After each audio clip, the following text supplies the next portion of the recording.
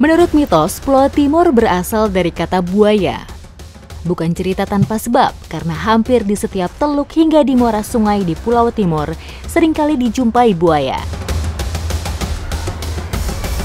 Bersama tim unit penanganan satwa dari Balai Besar Konservasi Sumber Daya Alam Nusa Tenggara Timur, saya menuju salah satu sungai di mana sering ditemukan binatang berdarah dingin ini. 2 jam jarak tempuh dari kota Kupang menuju Sungai Nomina di Timur Tengah Selatan, Nusa Tenggara Timur. Floating trap atau perangkap apung merupakan alat vital yang digunakan untuk menangkap buaya di area sungai dan teluk. Didesain berbahan dasar metal atau dari jenis barang anti karat agar memiliki daya tahan yang lama dan tetap kokoh meski disimpan di air. Sebenarnya ada banyak teknik di sini untuk penangkapan buaya dan ini salah satunya, ini adalah perangkap apung. Ini adalah salah satu cara paling aman untuk menangkap buaya supaya dia tidak terluka walaupun buayanya cukup berbahaya, tapi kita tidak boleh melukai dia. Nanti ini akan disambung lagi dengan kandang satunya, disatukan. Jadi mau buaya sebesar apapun tetap masuk. Buaya umumnya menempati habitat perairan tawar seperti sungai, danau, dan rawa. Namun ada pula jenis yang hidup di air payau seperti buaya muara. Buaya muara kini berstatus terancam punah, sehingga cara pengendaliannya sebisa mungkin tanpa melukai. Untuk memicu buayanya masuk ke dalam perangkap, di dalam perangkapnya ini dikasih umpan, biasanya sih kalau di sini dikasih umpannya paha daging babi supaya dia lebih gampang untuk memakan dan gak copot-copot dari atas sini. Dan juga biasanya jeroan sapi itu kan wanginya lebih menyengat, jadi memudahkan buaya untuk mencium aromanya. Tapi kalau sekarang kita pakainya daging sapi, semoga aja buayanya tertarik ya.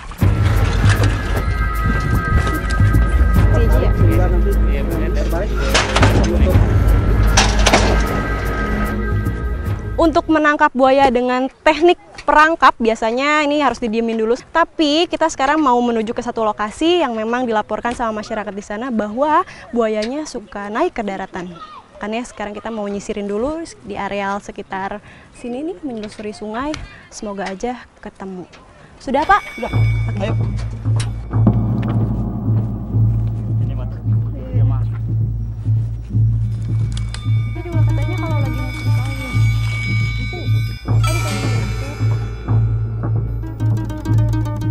Serangannya segitu banyaknya ya. Di depan saya udah ada buayanya tuh. Gede banget. Cuma dia agak, kalau di darat dia bergeraknya agak lamban kalau kata Bapak. Jadi lebih amannya dari jarak-jarak seperti ini, dari jarak jauh kita lihat dulu pergerakannya kemana baru kita tangkap. Mengunci kedua rahang buaya menjadi tahapan pertama. Menggunakan jenis tali karmantel statik yang kuat agar mampu mengimbangi kekuatan mulut buaya, dibutuhkan beberapa orang untuk menahan tubuh reptil amfibi ini agar gerakannya terbatas dan kakinya dapat diikat.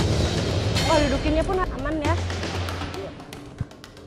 Jadi sebenarnya penangkapan buaya ini menggunakan jerat itu ada tahap-tahapannya. Pertama itu yang diikat rahangnya bagian atas, kemudian mulutnya, baru matanya ditutup, kemudian tangan dan kakinya. Itu supaya lebih aman ya Pak, ditutup matanya supaya dia nggak lebih agresif. Pendataan menjadi awal rangkaian monitoring satwa tubuh buaya diukur dan dicatat jenis kelaminnya. Setelah buaya tertangkap, udah diukur panjangnya sekitar 3 meter 7 cm dan jenis kelaminnya ini jantan. Kalau buaya, jenis kelaminnya nggak bisa dilihat dari luar. Kita harus masukin jari ke dalam sini supaya kalau tahu kalau ini jantan itu seperti ada benjolan, tapi kalau betina itu nggak ada ya. Ada talinya diseret. Banyak faktor mengapa buaya menyerang manusia. Buaya bersifat oportunis, sehingga sering mencoba semua jenis mangsa. Secara alamiah, buaya mencari mangsa yang lebih besar. Buaya muara juga bersifat teritorial. Mereka akan mempertahankan wilayahnya dari apapun yang mengancam, termasuk manusia. Nah, ini buayanya udah kita dapetin satu, lalu akan dibawa ke tempat penampungan sementara supaya dia aman, tidak terluka. Rusaknya habitat alami buaya muara seperti hutan bakau yang dialihfungsikan menjadi lahan pemukiman adalah penyebab utama buaya mendatangi wilayah dekat penduduk. Dibutuhkan tanggung jawab bersama agar senantiasa menjaga kelestarian alam.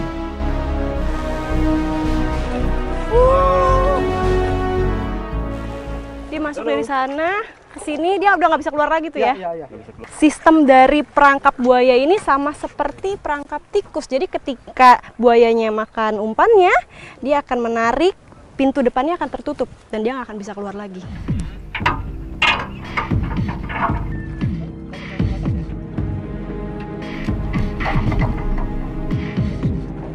Masya Allah. Pas.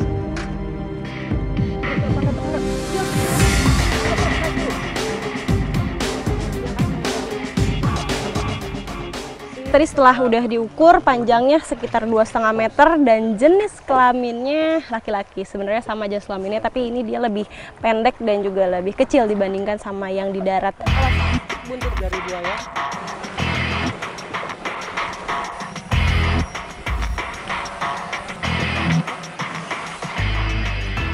Ya sudah tertangkap buayanya.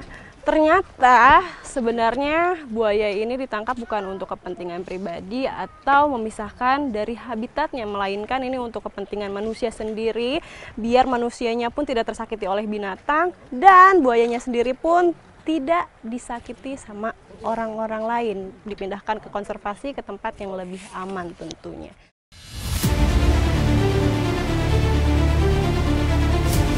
Penyelamatan satwa liar sudah menjadi tanggung jawab kita bersama. Masyarakat, baik individu atau komunitas, sudah mulai banyak tersadar akan pentingnya keseimbangan ekosistem. Relokasi satwa kembali ke habitat asalnya merupakan salah satu dari sekian banyak usaha yang bisa dilakukan. Petualangan saya kali ini membawa saya untuk merilis salah satu reptil bersama pecinta reptil Bangka. Dan karena memang buaya ini besar, panjang, dan berat, harus dibawa menggunakan mobil. Dan bersama-sama seperti ini, harus kita pegang sambil dielus-elus supaya dia tidak stres selama di perjalanan. Buaya yang akan kami rilis ini merupakan hasil evakuasi yang sempat masuk ke wilayah pemukiman warga 6 bulan kemarin. Setelah melewati masa karantina dan kondisi fisik kuat, buaya ini dinilai bisa beradaptasi dengan lingkungan barunya.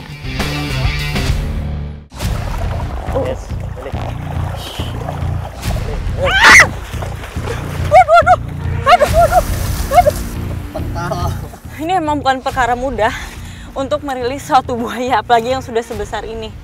Ini kurang lebih 7 tahun, ya Bang? Proses menangkap dan melepas buaya dilakukan dengan tahapan sesuai standar operasional prosedur yang telah ditetapkan. Personilnya profesional dan terlatih. Hal ini guna mengurangi resiko fatal, baik bagi anggota tim maupun buaya yang ditangani. Penggunaan tali tambang cukup efektif membatasi pergerakan dan menjaga ketenangan reptil pemakan daging ini. Oke, 1, 2, 3. Buaya muara banyak ditemui di seluruh wilayah Indonesia. Memiliki ukuran yang lebih besar dari jenis buaya lainnya, yaitu memiliki ukuran badan dari 6 hingga 7 meter.